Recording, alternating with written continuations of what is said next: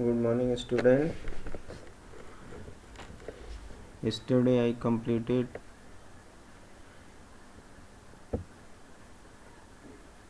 lattice enthalpy. Okay, and octet rule. Again I will start lattice enthalpy.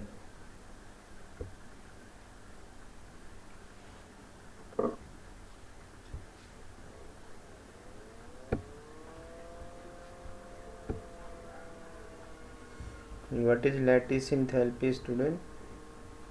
Lattice enthalpy is an ionic solid in an ionic solid, defined as the energy required to separate 1 mole of solid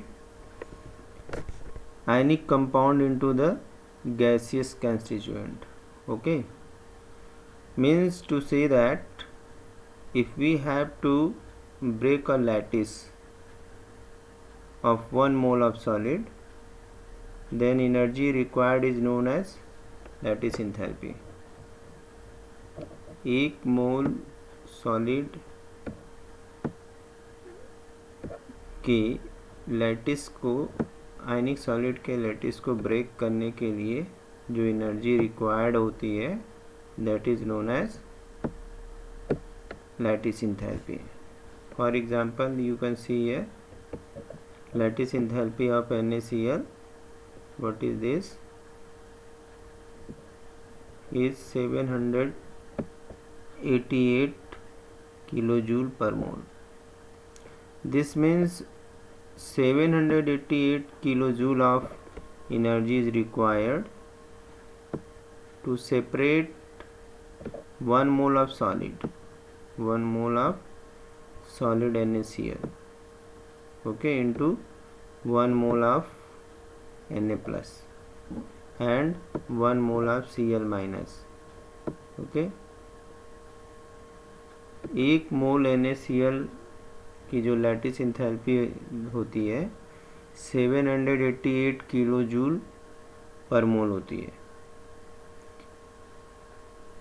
this means इसका मतलब ये है कि 788 kilo joule energy चाहिए 1 मोल sodium chloride से 1 मोल sodium ion and 1 mole chloride ion को infinite distance तक ले जाने के लिए और सेपरेट करने के लिए. Okay, we know that in the ionic solid there is electrostatic attraction between the opposite ion. Okay, therefore it is high energy required to break the attractive force. Okay, the solid crystal being 3-dimensional, as you know that all the solid crystals are 3-dimensional, and it is not possible to calculate the exact lattice enthalpy directly. Okay, as you know that from the interaction of the force, where is the attraction force of interaction, okay, there and there is repulsion only. Okay, factor associated with the crystal geometry and to be included. कहने का मतलब ये है कि किसी भी solid crystal का जो स्ट्रक्चर होता है वो 3-डायमेंशनल होता है, तो इसलिए ये पॉसिबल नहीं है कि डायरेक्टली हम लैटिस इंथैल्पी को कैलकुलेट करें इस फोर्स ऑफ अट्रैक्शन और रिपल्सन से. ओके, कितना वहाँ पे फोर्स ऑफ अट्रैक्शन और रिपल्सन है, क्योंकि यहाँ पे फोर्स के साथ साथ जो क्रिस्टल की ज्योमेट्री है वो भी है. तो चूँकि यहाँ पे दो फैक्टर इन्वॉल्व हैं, केवल अट्रैक्शन और रिपल्सन ही नहीं है बल्कि ज्योमेट्री भी है, तो ये पॉसिबल नहीं है कि डायरेक्टली जो है हम अट्रैक्शन और रिपल्सन फोर्स को कैलकुलेट करके लैटिस इंथैल्पी बता दे. ओके, आई थिंक सपोज समझ में आ गया होगा.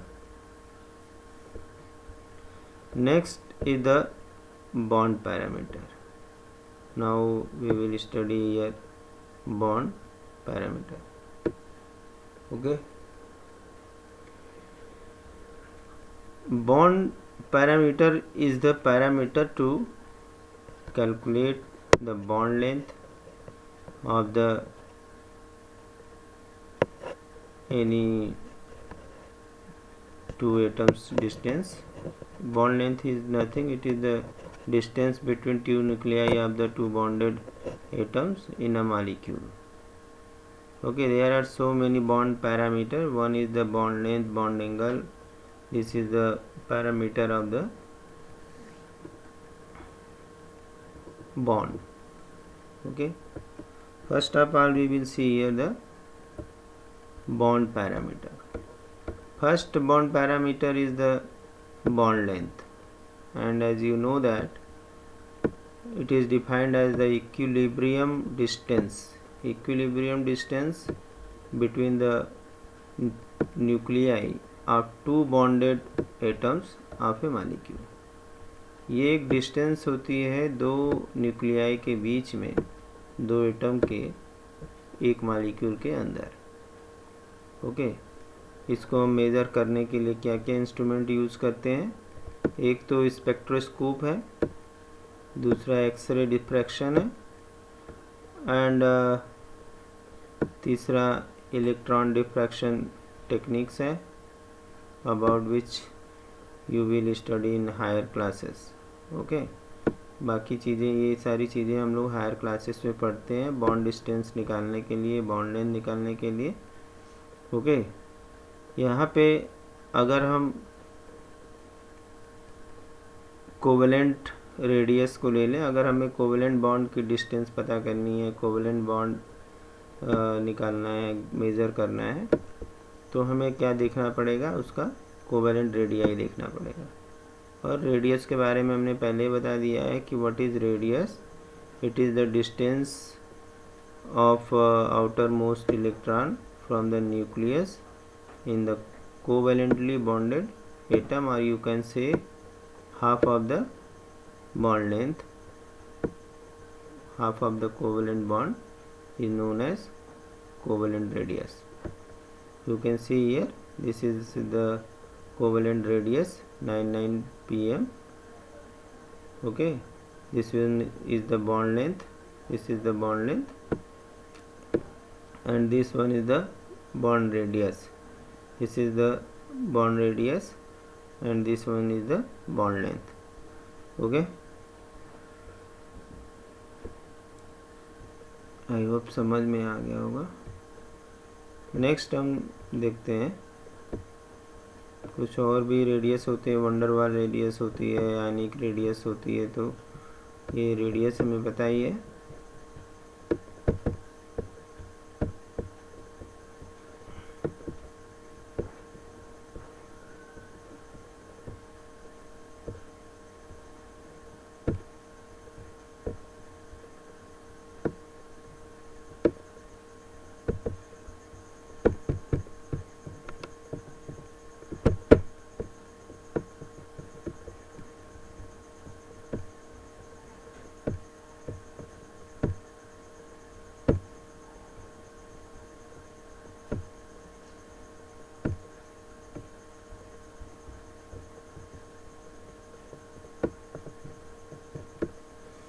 Next, the bond covalent bond is the measured approximately as the radius of an atom core, which is the connected with the core of adjacent atom in a bonded situation. You can see here once again what is the bond radius. Here is two atom, and here is the nuclei of one atom, nuclei of another atom, and total distance between two nuclei of the two atom, okay, is known as bond length, and half of this bond length is known as what, radius. Okay, similarly here you can see here, this is two atoms bonded together by covalent bond, and this one is the bond length 360 picometer, and this one is the 180 is the half of this bond.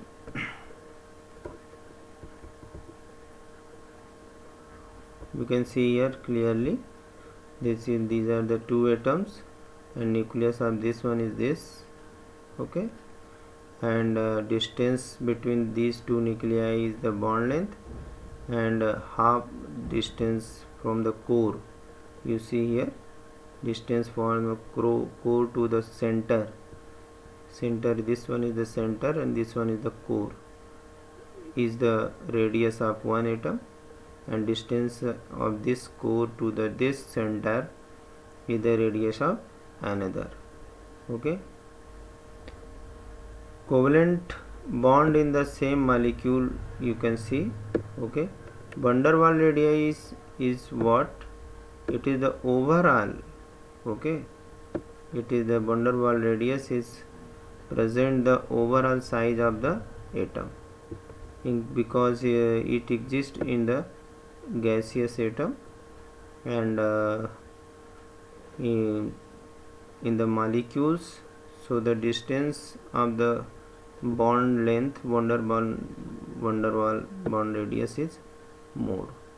Okay, this one we will take also the non-bonded atom. Suppose here is in the covalent bond, there is two atoms are bonded, but in case of these two atoms are not bonded.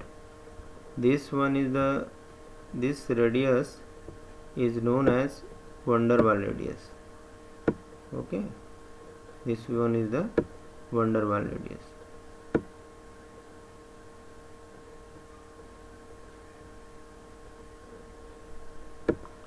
Van der Waals radius.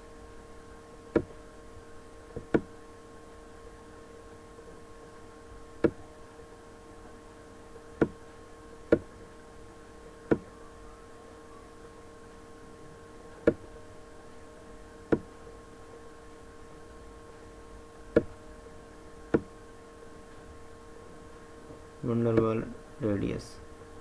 Okay, in this case you are looking that these two molecules are not bonded, but they are situated at certain distance permanently. So the distance between two molecules and half of this distance is known as van der Waals radius. What is the difference between the covalent radius and van der Waals radius? You can see here is covalent radius, this one is the covalent bond. Okay, and this one is the, you can say, van der Waals bond. Here two atoms are bonded covalently and half of this distance is the covalent radius, and the distance between two nuclei of the two molecules is the van der Waals bond, you can say, but half of this distance is known as van der Waals radius. तो student हम यहाँ पे क्या देखते हैं कि covalent radius जो होता है वो radius van der Waals radius से छोटा होता है, क्योंकि कोवेलेंट रेडियस के लिए हम ये देखते हैं कि दो एटम कोवेलेंटली बॉन्डेड होने चाहिए और उनके बीच की जो डिस्टेंस होती है उसका हाफ जो हम कर लेते हैं तो हाफ हो जाता है उसका रेडियस। और यहाँ पे जो van der Waals रेडियस होता है वो दो मॉलिक्यूल्स के बीच में लेते हैं जो कि आपस में बंधे नहीं होते हैं, बॉन्डेड नहीं होते हैं, मगर बहुत पास होते हैं अट्रैक्टिव फोर्स के कारण, वीक अट्रैक्टिव फोर्स की वजह से। तो उनके बीच की जो दूरी होती है उसका जो हाफ होता है वो van der Waals रेडियस होता है। आई होप समझ गए होंगे आप लोग। नेक्स्ट अब हम देखेंगे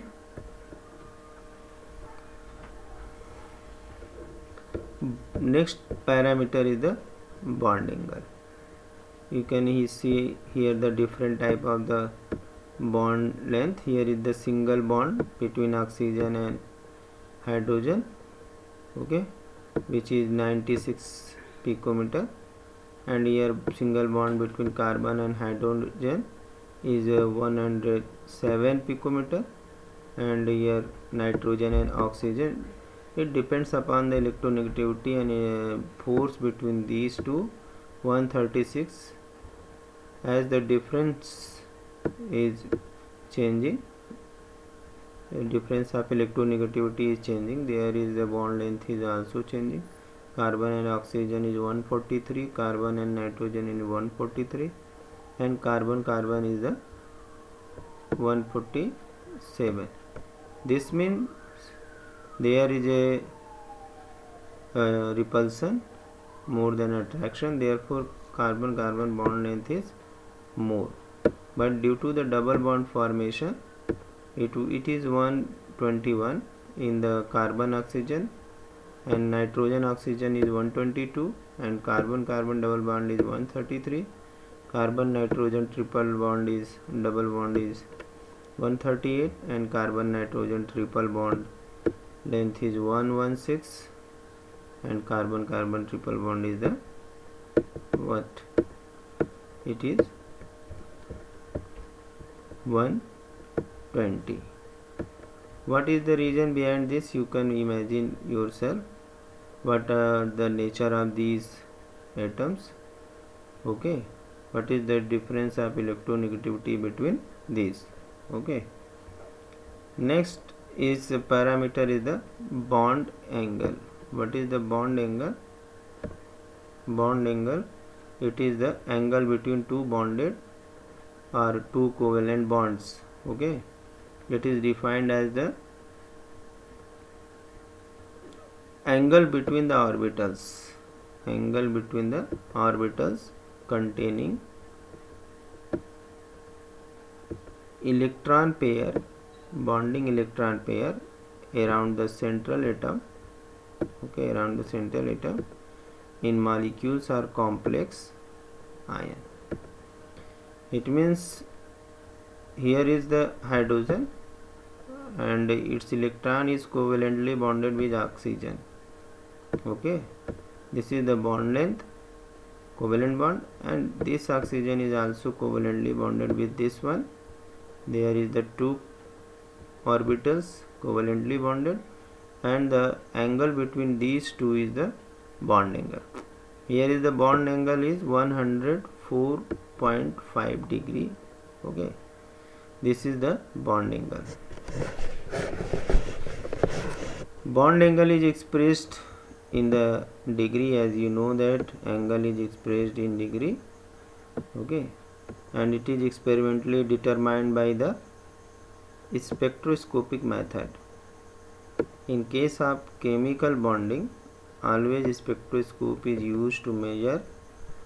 Okay, and it give the idea of distribution, regarding to the distribution, how the atoms are distributed, how the distance are measured. Okay, and all this depends on its shape, what will be shape. Okay, this way bond angle is the angle between two orbitals which are containing covalent electron, or you can bonding electron pair around the central atom or molecule in a molecular complex.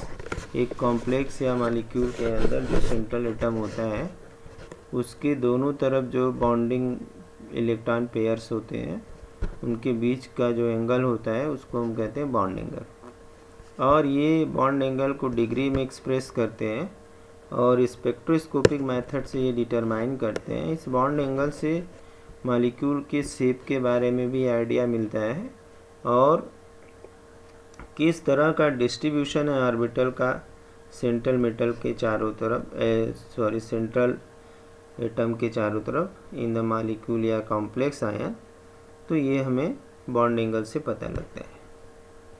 Okay, next हम आते हैं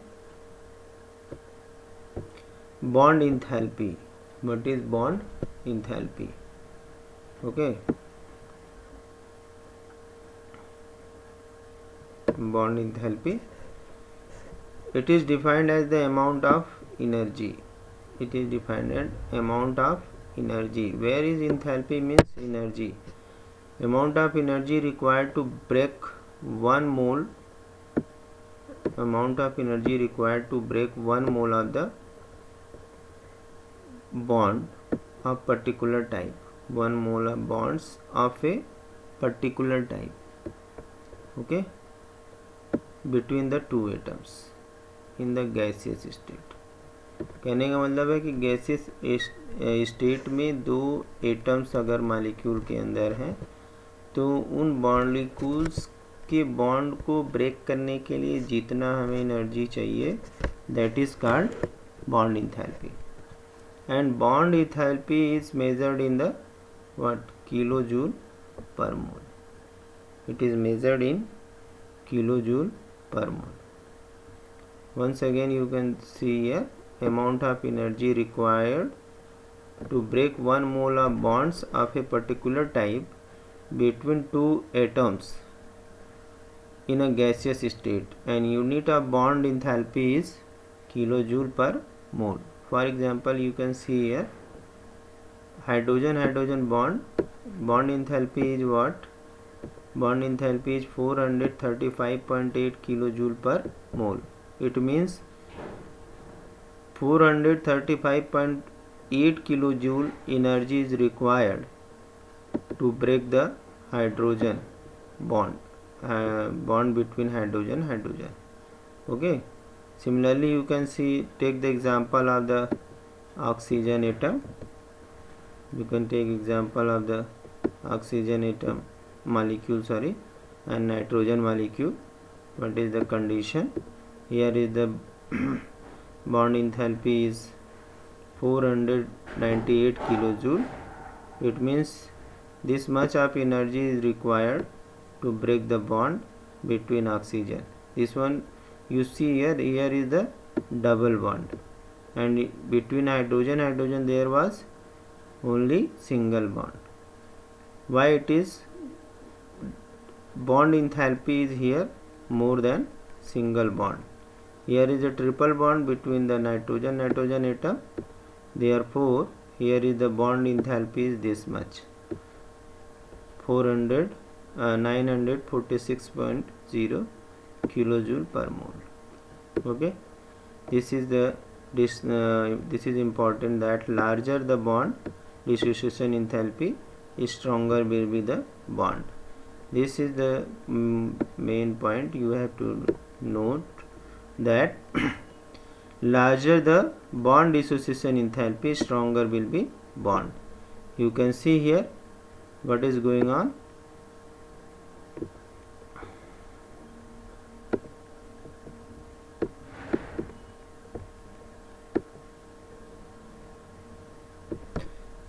हम यहाँ पे क्या देख रहे हैं कि हाइड्रोजन के बीच का जो बॉन्ड है सिंगल बॉन्ड है और एनर्जी कितनी है 435.8 किलो जूल है। और यहाँ पे हम क्या देख रहे हैं, ऑक्सीजन के बीच में डबल बॉन्ड है, तो यहाँ पे बॉन्ड इंथैल्पी कितनी है 498 है। यहाँ पे बॉन्ड इंथैल्पी थोड़ी बढ़ गई, ज़्यादा रिक्वायर्ड है। क्यों? क्योंकि यहाँ पे डबल बॉन्ड है। और हमने देखा कि यहाँ पे नाइट्रोजन के पास ट्रिपल बॉन्ड है, तो एनर्जी और ज़्यादा हो गई। इससे क्या पता लगता है कि जितना ही ज़्यादा इंथैल्पी ऑफ डिसोसिएशन है वो, इसका मतलब है वहाँ पे बॉन्ड उतना ज़्यादा स्ट्रॉन्ग है। ओके, इसी तरह से यहाँ पे हम देख रहे हैं हेट्रोमॉलिक्यूलर। हमने अभी तक जो एग्जांपल दिया वो होमोमॉलिक्यूलर या होमोन्यूक्लियर था। यहाँ पे HCl है, तो HCl के बॉन्ड को तोड़ने के लिए जो इंथैल्पी रिक्वायर्ड है वो कितनी है 431 किलो जूल पर मोल। ओके, इसी तरह से पॉलीएटॉमिक मॉलिक्यूल के अंदर भी हम देख सकते हैं। तो इससे ये पता लगता है कि जितना भी बॉन्ड स्ट्रेंथ ज़्यादा होगा, इसका मतलब मॉलिक्यूल उतना स्ट्रांग होगा। ओके, हमने एक बार ये देख लिया बॉन्ड इंथैल्पी। तो बॉन्ड इंथैल्पी क्या है कि एनर्जी है जो कि बॉन्ड 1 मोल बॉन्ड को ब्रेक करने के लिए चाहिए। एक पर्टिकुलर टाइप का बॉन्ड हम लेते हैं, इसमें गैसियस स्टेट में इसको किलो जूल पर मोल में मेज़र करते हैं। और हमने यहाँ पे 3 एग्जांपल लिए, हाइड्रोजन, ऑक्सीजन और नाइट्रोजन मॉलिक्यूल का।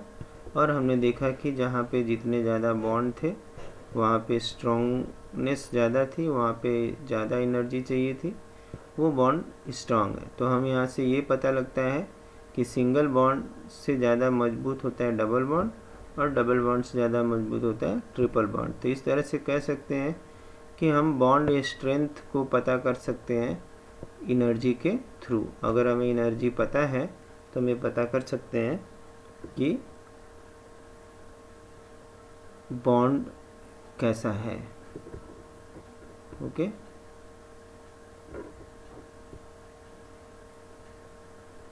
और सारे यहाँ पे बहुत सारे एग्जांपल दिए हुए हैं। वाटर मॉलिक्यूल है यहाँ पे। पहले अगर वाटर मॉलिक्यूल का एग्जांपल हम लेते हैं तो यहाँ पे क्या देखते हैं कि पहले वाटर टूटता है H और OH में, तो उस कंडीशन में इसकी बॉन्ड एंथैल्पी कितनी है, 502 किलो जूल पर मोल। और इसके बाद जो बचा हुआ OH है वो ब्रेक करता है कम्प्लीटली H और O में, तो इसकी बॉन्ड एंथैल्पी कितनी है, 427। तो यहाँ से हम अंदाज़ा लगा सकते हैं कि कौन सा बॉन्ड ज़्यादा स्ट्रॉन्ग है। ओके, तो ये जो डिफरेंस होता है वो क्या शो करता है कि यहाँ पे किस तरह का फोर्स होगा, किस तरह का चेंजेस हो रहा है। ओके, तो उसके ऊपर सारा डिपेंड करता है। ये कारण होता है कि किस, जैसे कि अगर हम यहाँ बात करते हैं H और OH में, तो यहाँ पे H माइनस, OH माइनस है और H प्लस है, तो थोड़ा यहाँ पे अट्रैक्शन फोर्स ज़्यादा है इन कंपैरिजन टू H और O के। तो इसी वजह से यहाँ पे जो है कि एनर्जी ज़्यादा है। तो ये जो डिफरेंस केमिकल इन्वायरमेंट का होता है, चेंज इन केमिकल इन्वायरमेंट, इसकी वजह से एनर्जी का डिफरेंस आ जाता है।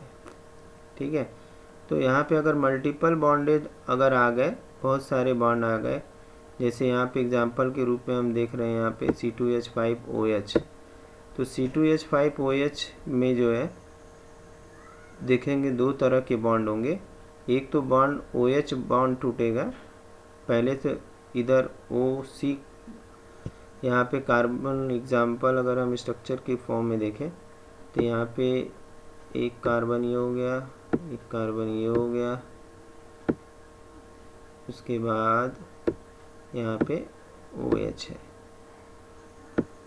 ओके, OH है।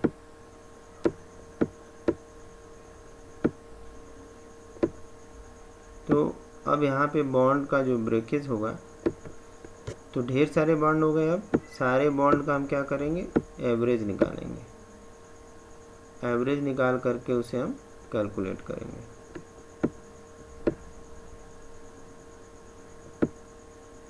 ठीक है, इतने बॉन्ड यहाँ पे हो गए। तो हम यहाँ पे देखेंगे जो एक बॉन्ड है वो ऑक्सीजन और कार्बन का टूटेगा और एक बॉन्ड OH का टूटेगा। तो यहाँ पे हम एवरेज बॉन्ड एंथैल्पी निकालेंगे।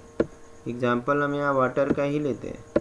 तो जब जहाँ पे मल्टीपल बॉन्ड आ जाएगा पॉलीएटॉमिक के केस में, पॉलीएटॉमिक मॉलिक्यूल जहाँ पे होगा, तो वहाँ पे हमें जो बॉन्ड एंथैल्पी मिलेगी वो क्या होगी, एवरेज होगी। पॉलीएटॉमिक के केस में जो हमें एनर्जी एंथैल्पी मिलती है वो एवरेज बॉन्ड एंथैल्पी होती है। उसका कारण क्या है, उसका कारण ये है कि वहाँ पे डिफरेंट टाइप का एनवायरनमेंट बन जाता है, डिफरेंट टाइप के बॉन्ड हो जाते हैं, तो जिसकी वजह से हमें एनर्जी सेपरेट मिलती है, अलग अलग तरीके की मिलती है। अब जैसे यहाँ पे हम वाटर का ही केस ले लिए, तो यहाँ पे दो तरह की एनर्जी हमें मिली, एक तो H और OH बॉन्ड टूटने पर और एक H और O टूटने पे। तो दोनों का एवरेज हमने निकाल लिया, तो यहाँ पे बॉन्ड एंथैल्पी आया 464.5 किलो जूल पर मोल आया। आई होप ये समझ में आ गया होगा, एक बार देख लीजिएगा आप लोग। नेक्स्ट अब हम आते हैं बॉन्ड ऑर्डर के बारे में। ओके, ये बॉन्ड ऑर्डर हम के लिए हमें लुईस स्ट्रक्चर के ऊपर फिर आना पड़ेगा, और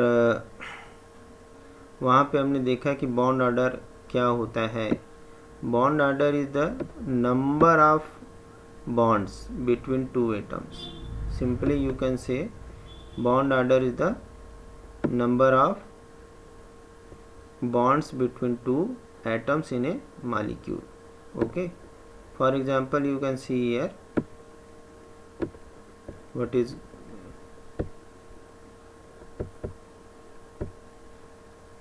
you can see here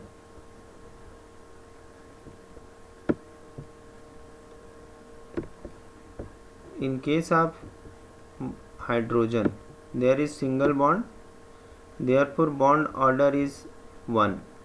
Okay, in case of O2 there is double bond, therefore bond order is 2. In case of N2 there is triple bond, therefore bond order is 3. This is depend upon the number of bonds. It means you can find out the number of bond between two atoms with the help of bond order. If the bond order of carbon monoxide is 3, it means there are 3 bonds between carbon and oxygen. Okay, if the bond order of nitrogen is 3, it means there is 3 bond between the two nitrogen atom and its energy will be this much. Okay, तो इस तरह से हम जो है bond order पता कर लेते हैं नंबर ऑफ बॉन्ड से, या बॉन्ड ऑर्डर से हम नंबर ऑफ बॉन्ड पता कर लेते हैं. अब अगर आइसो इलेक्ट्रॉनिक मॉलिक्यूल्स हैं, आइसो इलेक्ट्रॉनिक का मतलब क्या हो गया, जिसमें नंबर ऑफ इलेक्ट्रॉन सेम है, मॉलिक्यूल्स हो या आयंस हो. ठीक है, इनके बॉन्ड ऑर्डर हमेशा क्या होते हैं, आइडेंटिकल होते हैं. ठीक है, फॉर एग्जांपल की अगर बात करें हम यहाँ पे F2 मॉलिक्यूल की, ओके, और यहाँ पे बात कर रहे हैं O2 माइनस 2 की, तो यहाँ पे बॉन्ड ऑर्डर सेम है, बॉन्ड ऑर्डर 1 है. यानी कहने का मतलब यहाँ पे फ्लोरीन के बीच में सिंगल बॉन्ड है और ऑक्सीजन के बीच में सिंगल बॉन्ड है. नाइट्रोजन कार्बन मोनोऑक्साइड और NO+, इन सब का बॉन्ड ऑर्डर 3 है. इसका मतलब क्या है, यहाँ पे नंबर ऑफ बॉन्ड कितने हैं, नाइट्रोजन के बीच में 3 है, कार्बन मोनोऑक्साइड के बीच में 3 है, और NO+ के बीच में बॉन्ड ऑर्डर क्या है, 3 है. तो इन जनरल कोरिलेशन अगर हम देखेंगे तो क्या मिलेगा हमें, useful for the understanding the stabilities. इससे हम स्टेबिलिटी ऑफ मॉलिक्यूल भी पता कर लेते हैं. जैसे जैसे बॉन्ड ऑर्डर बढ़ता है वैसे वैसे जो है कि बॉन्ड इंथैल्पी भी बढ़ती जाती है और जो है कि बॉन्ड लेंथ कम होती जाती है. तो हम इस तरह से एक रिलेशन निकाल लेते हैं बॉन्ड ऑर्डर से कि जितना बॉन्ड ऑर्डर बढ़ेगा बॉन्ड उतना स्ट्रॉन्ग होगा, बॉन्ड इंथैल्पी उतनी ज़्यादा होगी, मगर बॉन्ड लेंथ क्या होगा, कम हो जाएगा. ठीक है, आई होप इतनी बात समझ में आ गई होगी. यहाँ पे देख सकते हैं. अब नेक्स्ट हमारा टॉपिक है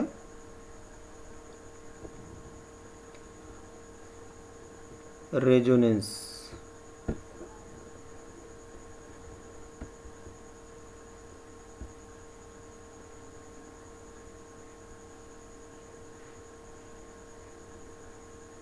रेजोनेंस